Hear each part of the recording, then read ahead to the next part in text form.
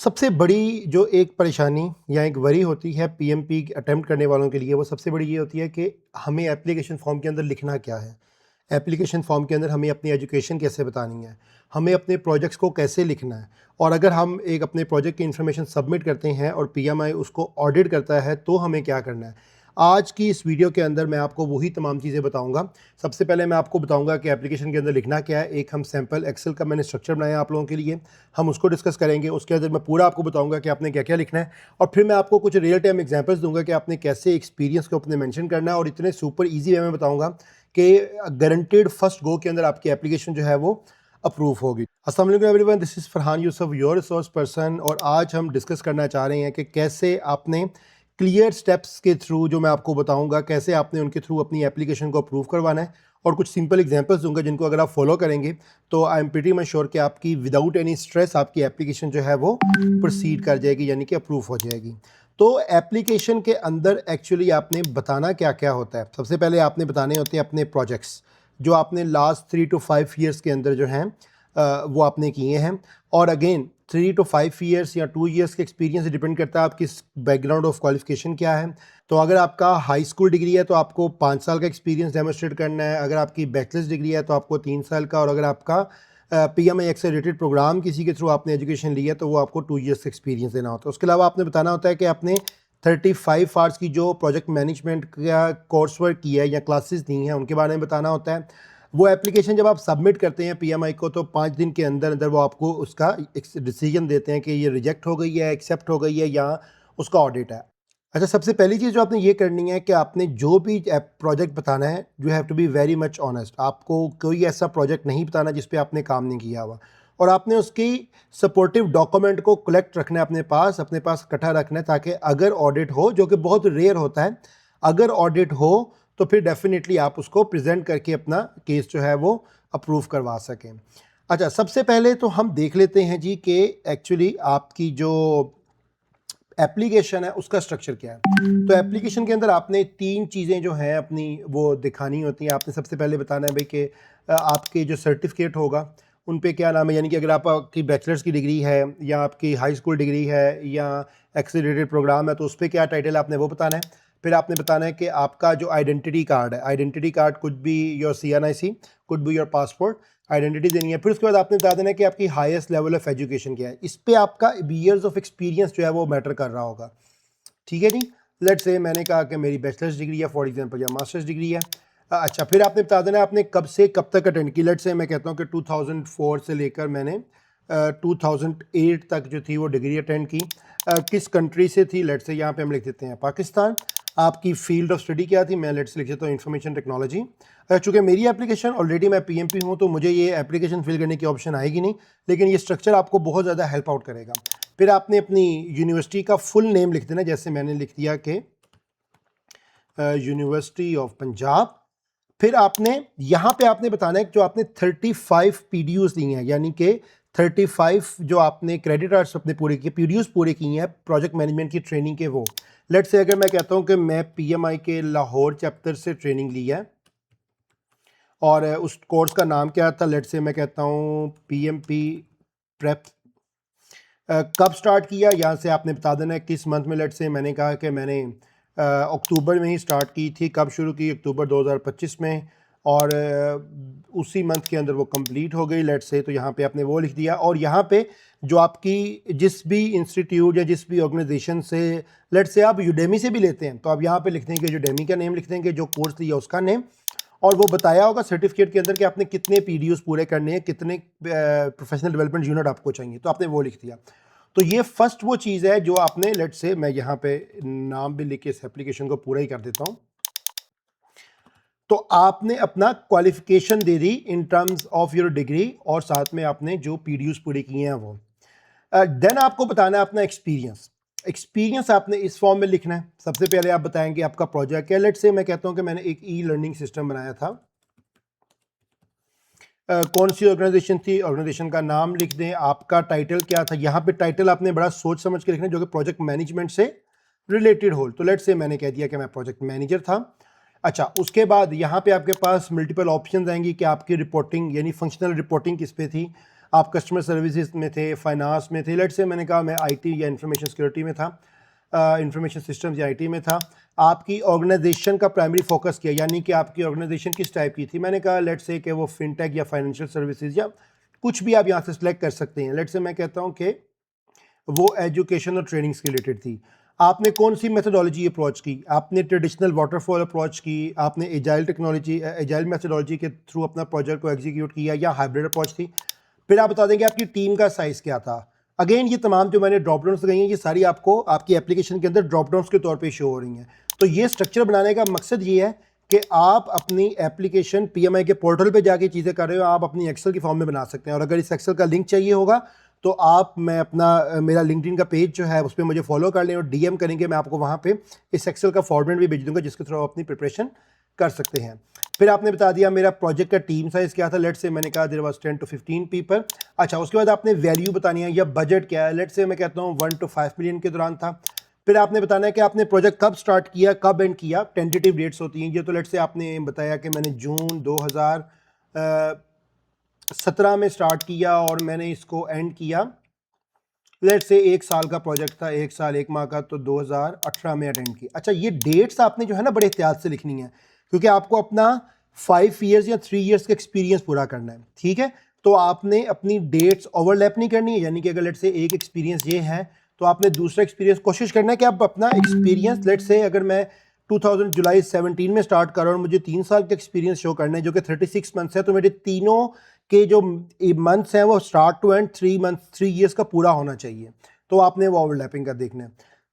फिर आपने अपना प्रोजेक्ट डिस्क्राइब करना है। ये मैं भी आपको विद सैंपल समझाता हूँ कि ये सबसे इंपॉर्टेंट चीज़ आपकी ये है कि आप अपने प्रोजेक्ट को एक्सप्लेन कैसे कर रहे हैं, उसके अंदर आपने टर्मिनोलॉजीज कैसे यूज़ करनी है, उसको आपने स्ट्रक्चर किस तरह करना है, ये आपको अभी मैं थोड़ी देर में समझाता हूँ।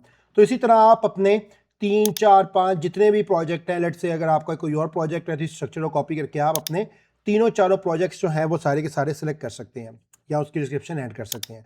देन आपने बता देना है कि आपका एग्ज़ाम क्या, एग्ज़ाम के डिटेल्स दे देनी। लेट्स से मैंने कहा कि मैं लाहौर और पाकिस्तान के अंदर लाहौर रीजन के अंदर करना चाहता हूँ, अपना पूरा एड्रेस दे दें, ठीक है। यहाँ पे पूरा आपने अपना रेजिडेंशियल एड्रेस दे देना है, आपने अपना सिटी बता देना है, पोस्टल कोड बता देना है, प्रोविंस बता देना है, एंड देन आपने डेट ऑफ बर्थ एज पर CNIC बतानी है। इसकी वजह ये है कि अगर तो वो लेट्स से आपका जब आपकी आइडेंटिटी वेरिफिकेशन करेंगे या लेट्स से फॉर एग्जांपल, अच्छा ये ज़रूरी क्यों है आपके लिए चीज़ें, यानी कि ये CNIC पे जो डेट ऑफ बर्थ है या यहाँ पे आके अपना नेम ऑन आइडेंटिटी कार्ड, ये बहुत इंपॉर्टेंट है। इसका मकसद ये है कि अगर आप किसी सेंटर पे जाके अपनी पेपर दे रहे हैं तो वहाँ पे आपको अपनी आइडेंटिटी शो करनी होती है, अपना पासपोर्ट शो करना होता है या ID कार्ड शो करना होता है। तो ID कार्ड पे नेम और जो डेट ऑफ बर्थ है वो इसी से वेरीफाई करते हैं कि आप एक्चुअली वही पर्सन हैं जो एग्ज़ाम देने आया है या कोई और है। तो चलें जी, अब हम जल्दी से आ जाते हैं जी अपने अगले काम पर, जो कि है हमारी प्रोजेक्ट की डिस्क्रिप्शन। तो ये बड़ा एक सिंपल फार्मूला है जो कि आप मैक्सिमम 550 कैरेक्टर्स तक लेके जा सकते हैं। कोशिश करें कि 550 कैरेक्टर्स तक लेके, इससे ज़्यादा ना लेके जाएं। इसके अंदर आपने बताना क्या है, इसके अंदर सबसे पहले आपने बताना है कि भाई आपका उस प्रोजेक्ट पे रोल क्या था, ठीक है, और एक लाइन के अंदर आपने अपने प्रोजेक्ट को डिस्क्राइब कर देना है, ठीक है जी। लेट्स से मैंने कहा कि मैं I work as a project manager for a project of e-learning system, जो कि जिसकी वैल्यू थी अराउंड, लेट्स से मैं कहता हूँ $1 मिलियन थी, व्हाट्सएवर जो भी आप लिखना चाहें। तो आपने 1 लाइन के अंदर ये पूरी डिस्क्रिप्शन देनी है। ओके जी, जो second part of your project description होगा उसके अंदर आपने प्रोसेस ग्रुप्स जो कि 5 होते हैं आपने उनको डिटेल में बताना है।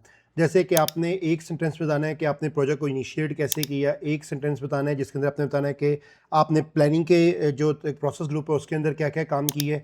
फिर आपने बताना है कि आपने जब एग्जीक्यूट किया प्रोजेक्ट को तब आपने क्या मेथोडोलॉजी यूज़ की या किस प्रोसेस के थ्रू किया। फिर आपने जब प्रोजेक्ट को मॉनिटर एंड कंट्रोल कर रहे थे उसके वाले से एक लाइन दे देनी है और एक लाइन आप दे देंगे कि आपने प्रोजेक्ट की क्लोजिंग कैसे की। एंड उसके बाद एट द एंड आप बताएंगे कि एक्चुअली उस प्रोजेक्ट की आउटकम क्या थी। It's not the output, it's outcome. तो आपने आउटकम बतानी है कि प्रोजेक्ट से एक्चुअली क्या आउटकम निकली। लेट्स से फॉर एग्जांपल आपने किसी प्रोसेस को इंप्रूव किया, that is your output. Let's say उसकी वजह से आपकी कंपनी की सेल्स बढ़ गई, दैट्स एन आउटकम। तो इस तरह ये काम करने हैं आपने। जो इम्पोर्टेंट, सबसे इंपॉर्टेंट चीज़ है कि आपने PMI की जो टर्मिनोलॉजीज हैं आपने उनको यूज़ करना है, दैट्स वेरी इंपॉर्टेंट। आपने हर इस डिस्क्रिप्शन के अंदर, ये प्रोसेस ग्रुप्स को हम आगे डिटेल में पढ़ेंगे, लेकिन आपने उन टर्मिनोलॉजीज़ को यूज़ करना है जो प्रोजेक्ट मैनेजमेंट की मेथडोलॉजीज़ या टर्मिनोलॉजीज़ हैं।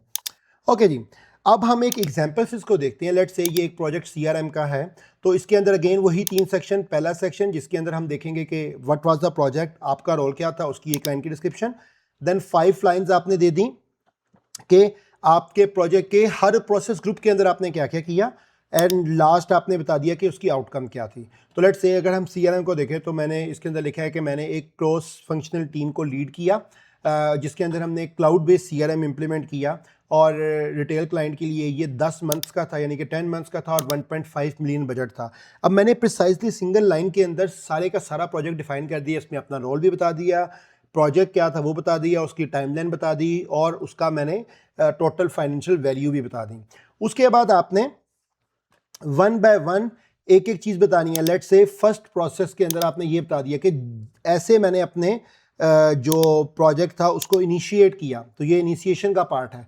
फिर आपने एक लाइन दे दी जिसके अंदर आपने बताया कि आपने प्लानिंग के अंदर क्या किया। लेट्स से आपने, अगर आप देखें तो मैंने इसके अंदर लिखा है कि मैंने प्रोजेक्ट मैनेजमेंट प्लान बनाया, मैंने इसके अंदर स्कोप को ऐड किया, उसके अंदर WBS ऐड किया, एजाइल स्क्रिप्ट का स्केड्यूल तक ऐड किया। तो ये सेकंड पार्ट जो हो गया आपके सेकंड प्रोसेस ग्रुप का हो गया, डेट इज योर प्लानिंग।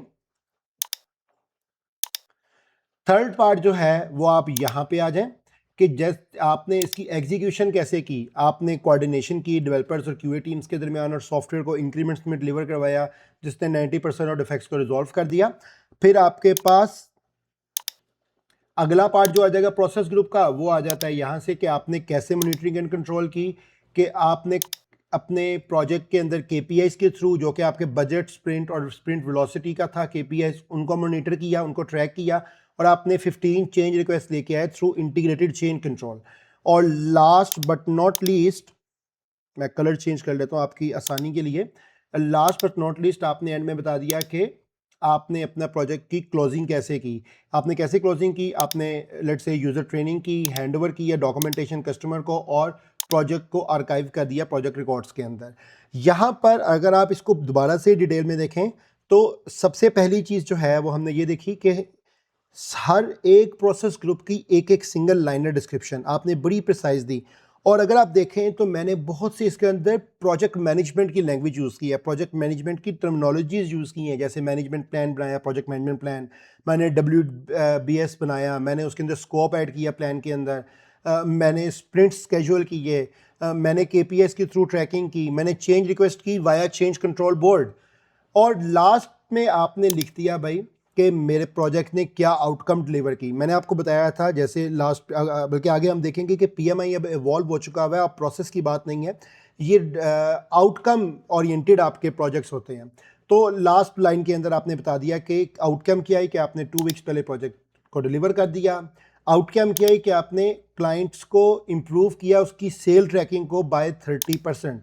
यानी कि आपको मेट्रिसेस भी ऐड करने हैं अपनी डिस्क्रिप्शन के अंदर, आपको PMI की टर्मिनोलॉजीज ऐड करनी है। आप लेट्स से अगर आप टीम को लेड कर रहे हैं तो आप उसको PMI की टर्मिनोलॉजीज में ले जाएं। लेट्स से आपने डॉक्यूमेंटेशन की है तो डॉक्यूमेंटेशन के अंदर वो स्पेसिफिक जो PMI की टर्मिनोलॉजीज हैं उनको यूज़ करें। जहाँ पे आप कहीं पे जैसे फॉर एग्जांपल चेंज कंट्रोल का आपने कहा कि मैंने बड़े अच्छे प्रोसेस बनाए, लेकिन अगर आप उसको लिख देंगे कि मेरे पास इंटीग्रेटेड चेंज कंट्रोल था या मेरे पास चेंज कंट्रोल बोर्ड से अप्रूव्ड हुई हुई थी, तो वो ज़्यादा मीनिंगफुल हो जाएगा आपके लिए। तो आपने इसी तरह टर्मिनोलॉजीज को यूज़ करके करना है। सेम इसी तरह एक एग्जांपल आपके पास कंस्ट्रक्शन के प्रोजेक्ट के लिए है। अगेन फर्स्ट लाइन जिसके अंदर आपने बताया कि मेरा प्रोजेक्ट क्या था, उसके अंदर मेरा रोल क्या था, और उस प्रोजेक्ट के अंदर आप कितने, इसकी छोटी सी डिस्क्रिप्शन आ गई। सेकंड पार्ट जो है वही आपका, जो कि फर्स्ट आपका स्टार्ट हो रहा है फ्रॉम इनिशिएशन, उसके बाद सेकेंडली आपका आ जाएगा कि how you plan for it, उसके बाद आपका थर्ड आ जाएगा कहाँ से जी, यहाँ से, ये आपके मॉनिटरिंग एंड कंट्रोल के बारे में आ गया। फिर लास्ट आपने दे दिया जी कि आपने क्लोज कैसे किया, और फिर एक लाइन आपने दे दी कि आपकी प्रोजेक्ट की आउटकम क्या आई थी। एक और एग्जांपल देख लेते हैं हेल्थ केयर की, कि जैसे लेट से आपने सुपरहिट किया roll out of electronic health record. अच्छा, इन एग्जांपल्स को डायरेक्टली यूज़ ना कीजिएगा क्योंकि ये एग्जांपल्स के तौर पर हैं, और अगर आप, मैं बहुत से स्टूडेंट्स को ये एज अ सैम्पल दे चुका हूँ, अगर किसी ने यूज़ की हुई है सेम, तो कल का वो ऑडिट पे आ सकती हैं। तो आपको अपने रियल प्रोजेक्ट्स को ऐड करना है। अगेन सेम प्रोसेस, पहले आपने बताया वन लाइन के अंदर के सिस्टम क्या है, आपका रोल क्या था। सेकंड लाइन, सेकंड पैराग्राफ के अंदर आपने 5 लाइनों के अंदर बताया initiation, planning, execution, monitoring and control और क्लोजिंग के बारे में। और लास्टली आपने बता दिया कि भाई उस प्रोजेक्ट से आपकी उस प्रोजेक्ट की आउटकम क्या थी। तो ये आपके पास एक बड़ा ही सिंपल सा एक फार्मूला है जिसको अगर आप फॉलो करेंगे और एप्लीकेशन सबमिट करते हैं तो इंशाल्लाह आपकी एप्लीकेशन जो है वो रिजेक्ट नहीं होगी और फर्स्ट गो के अंदर अप्रूव हो जाएगी। नेक्स्ट वीडियो के अंदर हम डिस्कस करेंगे कि प्रोजेक्ट क्या होता है और क्यों मैटर करता है। प्रोजेक्ट के हवाले से हम एक सॉलिड फाउंडेशन बनाएंगे क्योंकि हम पीएमपी पढ़ रहे हैं, जो पीएमपी है ही प्रोजेक्ट मैनेजर्स के लिए, और प्रोजेक्ट के बगैर प्रोजेक्ट मैनेजर्स का कोई कॉन्सेप्ट नहीं है और इसकी सॉलिड फाउंडेशन बहुत ज़रूरी है। With this Farhan Yusuf signing off, see you in the next video, till then good bye.